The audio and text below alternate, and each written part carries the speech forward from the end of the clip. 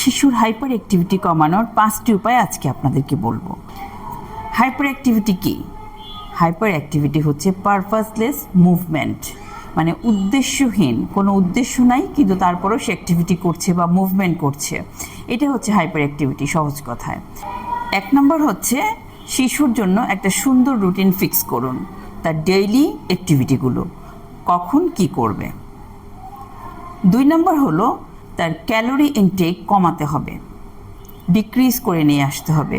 চিনি জাতীয় এবং ফ্যাট জাতীয় চকলেট টাইপের, ডার্ক চকলেট, এই খাবারগুলো তাকে কম দিতে হবে।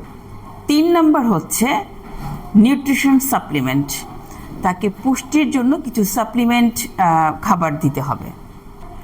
নাম্বার 4, তার ফিজিক্যাল অ্যাক্টিভিটি বাড়াতে হবে, যেমন ডান্সিং, সুইমিং, সাইক্লিং, জাম্পিং, এই ধরনের যত কাজ আছে ফিজিক্যাল অ্যাক্টিভিটির, এই কাজগুলো তাকে দিয়ে করাতে হবে, রানিং, এই ধরনের কাজগুলো। আর 5 নম্বর হলো শিশুর হাইপার অ্যাক্টিভিটি অথবা তার স্টিমিউলেটিং বিহেভিয়ার, ওভার স্টিমিউলেটিং যে বিহেভিয়ারগুলো, এগুলোকে কমানোর জন্য তাকে দিনের যে কোনো একটা সময় তাকে কিছু স্লো মিউজিক শোনাতে হবে, যেমন পাখির ডাক, নদীর শব্দ, নদী বয়ে যাওয়ার শব্দ, ঝর্ণার পানি পড়ার শব্দ, পাখির মৃদু কিচিরমিচির শব্দ, এই ধরনের কিছু কামিং সুদিং কিছু মিউজিক আছে যেটা শিশুকে আমরা শোনাতে পারি।